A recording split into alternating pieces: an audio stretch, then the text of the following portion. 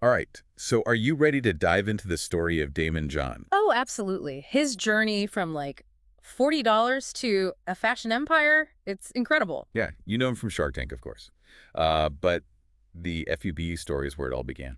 Yeah, and it really is a masterclass in spotting opportunities that other people just miss. Like, he didn't just have a great idea, he really understood the culture and, like, what people needed. Exactly. And to understand FEBU, you really got to understand the context. Okay, so paint the picture for us. All right, so Damon John, he grows up in Queens, New York in the 80s, Okay. right when hip hop culture is exploding. Oh, wow, yeah. And he's immersed in this world, and he sees how fashion is this powerful form of self-expression. So he's, like, witnessing the birth of streetwear. Exactly. And what's so interesting is he sees this gap in the market. Okay. Established brands, they weren't catering to this culture. Yeah, they weren't reflecting, like, the style and the energy of what was happening. Not at all. And that's where FUBU comes in. For us, by us. Yeah, it was more than clothing. It was like Yeah. a statement. Absolutely.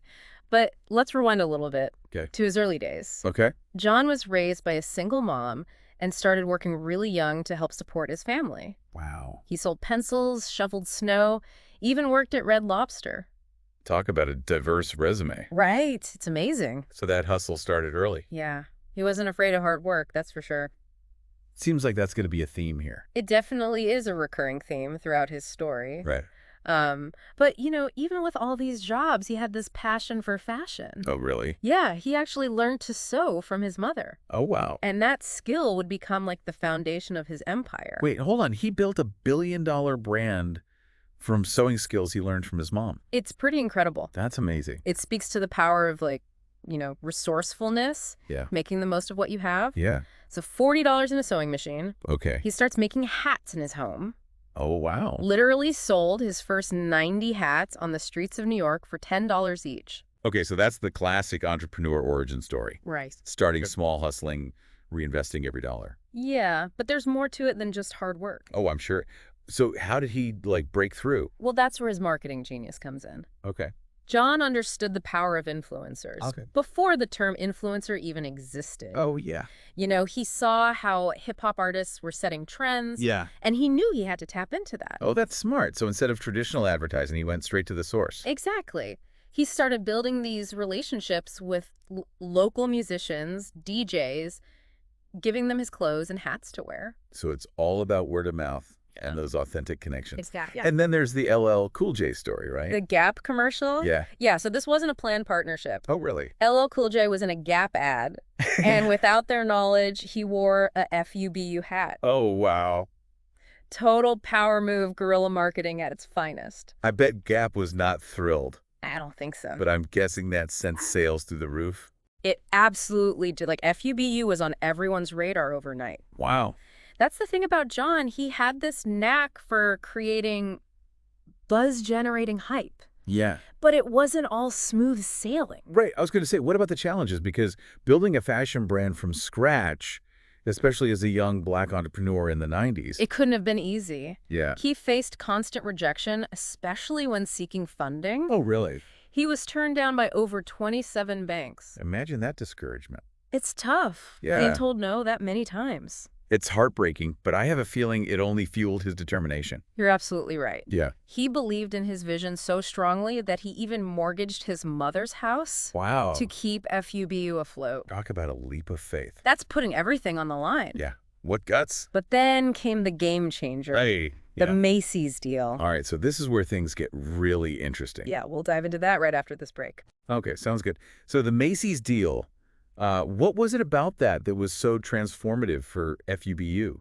Well, up until that point, FUBU was mainly known within the hip hop community and through word of mouth, right? Yeah. The Macy's deal gave them this huge audience, brought streetwear into the mainstream Yeah, it's like they went from niche to household name. pretty much overnight. Yeah, but it wasn't just about visibility, was it? Not at all partnering with a retail giant. Macy's gave them instant credibility. Right, it legitimized streetwear as like a force in the fashion industry.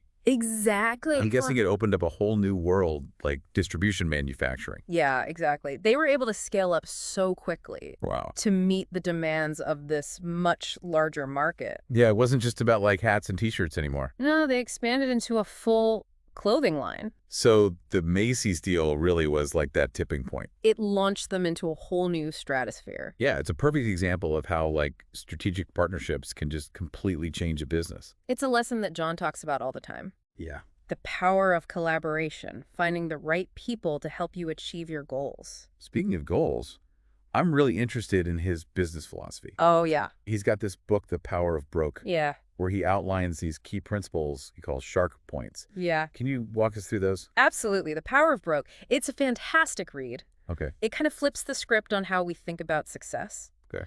He argues that limitations can actually be your biggest asset. Oh, interesting. When you're starting with very little, you're forced to be resourceful and scrappy. So it's about making the most of what you have, not letting a lack of resources hold you back. Exactly. Right. And the shark points give you this framework for navigating those early stages. Okay, I'm all ears. Let's break down these shark points. All right, so the first one is set a goal. Okay, seems simple enough. Right. Yeah. But John emphasizes having a clear vision of what you want to achieve. Yeah, where are you headed? What are you trying to build? Exactly. Yeah. It's like having a destination in mind before you set out on a journey. Yeah, without a goal, you're just wandering aimlessly. Right. And then there's do your homework. Okay. This is all about research. Good. Understanding your target market, knowing your competition, analyzing the industry. You can't afford to make assumptions. So no jumping in blindly. Right. It's about being prepared. Exactly. And then the one that really resonates with me is love what you do. Okay. Passion is fuel. Yeah.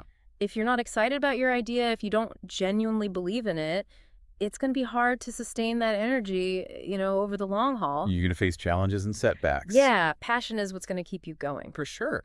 And it's not just about loving the product or service. Right. It's about loving the entire process, the hustle, the problem solving, the constant learning. Yeah. Embracing all of it. What I find interesting about these shark points is that they're not just about business acumen, they're about mindset.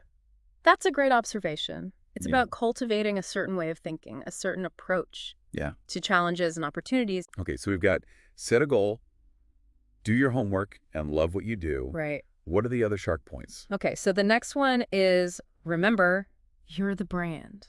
Okay. And this goes beyond just having a logo or a tagline. Right. It's about infusing your personality, your values, your unique story into everything you do. It's about authenticity and making a genuine connection with your audience. Exactly. People buy from people they trust and relate to. Yeah. And finally, there's keep swimming. Okay. This one's about resilience and perseverance. Okay. John is very candid about all the rejections he faced. Yeah. He was told no so many times. But he never gave up. Never gave He up. kept pushing forward, Yeah. even when it felt like an uphill battle. Exactly. And that's the thing about entrepreneurship. It's not for the faint of heart. Right. You're going to encounter obstacles. You're going to have moments of doubt. Yeah. But it's your ability to keep swimming, to keep that momentum going. That's what will determine your success. It's interesting because we talked about earlier how, like, his early experiences instilled this work ethic in him. Right.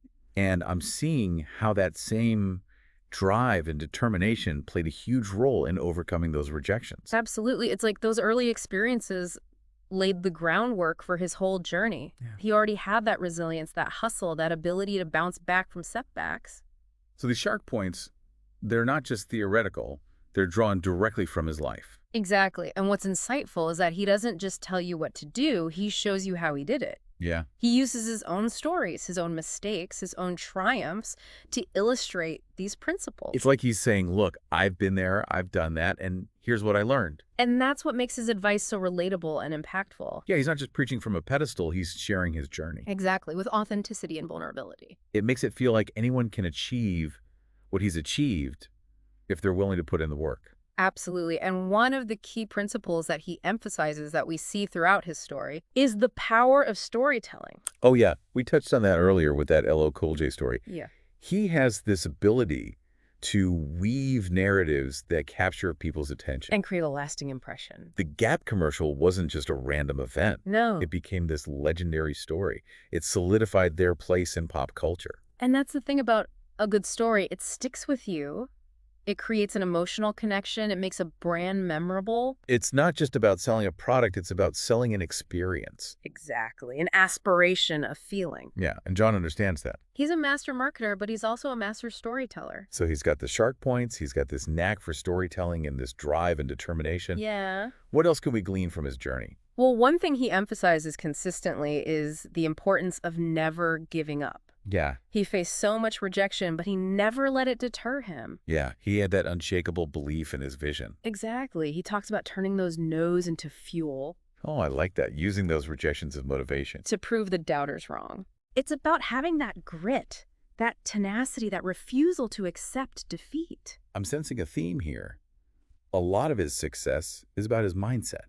Absolutely. It's not just about skills or connections. It's about having the right attitude. Yeah, And part of that attitude is being a lifelong learner. okay. John talks about constantly seeking knowledge, expanding your skill set, being open to new ideas. The world is constantly changing, especially in fashion and business. You have to be adaptable. You have to evolve. Yeah, He says the moment you stop learning is the moment you start falling behind. so stay curious, Yeah. ask questions, never be afraid to admit what you don't know. Right. It's like he's encouraging us to adopt that same entrepreneurial spirit. That thirst for knowledge, that drive to constantly improve. And it's not just about becoming a successful entrepreneur. Right. It's about becoming a well-rounded person who's constantly striving to grow. Exactly. This has been so insightful, looking into his journey from those early days in Queens to building this fashion empire and becoming a Shark Tank investor. Yeah, it's amazing. It's clear that his success is this combination of hard work, smart strategies,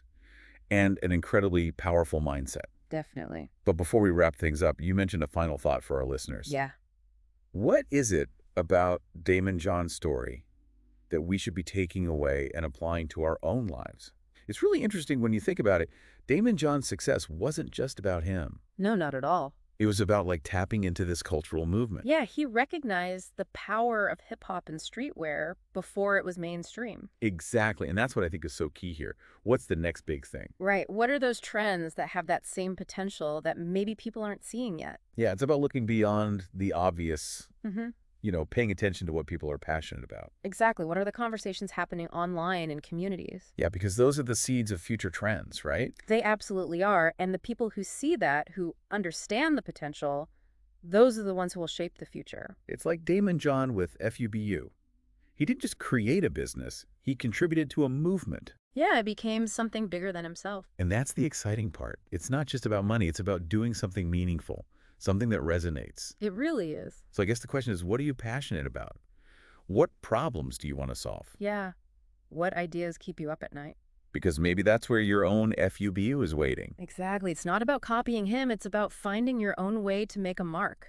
I love it. Don't be afraid to explore those passions, those ideas, and see where they lead. You might be surprised at the impact you can have. Well, this has been such an inspiring deep dive. It really has. His journey shows us that with a bit of hustle, a great idea, and determination, anything is possible. Yeah, it's a reminder that success isn't just about luck. It's about vision, hard work, never giving up. Who knows? Maybe you'll be the next Daymond John, Maybe. creating something that changes your life and the world. That's the dream. Thanks for joining us for this incredible deep dive. Until next time, keep learning, keep Yeah. exploring, and keep pushing the boundaries.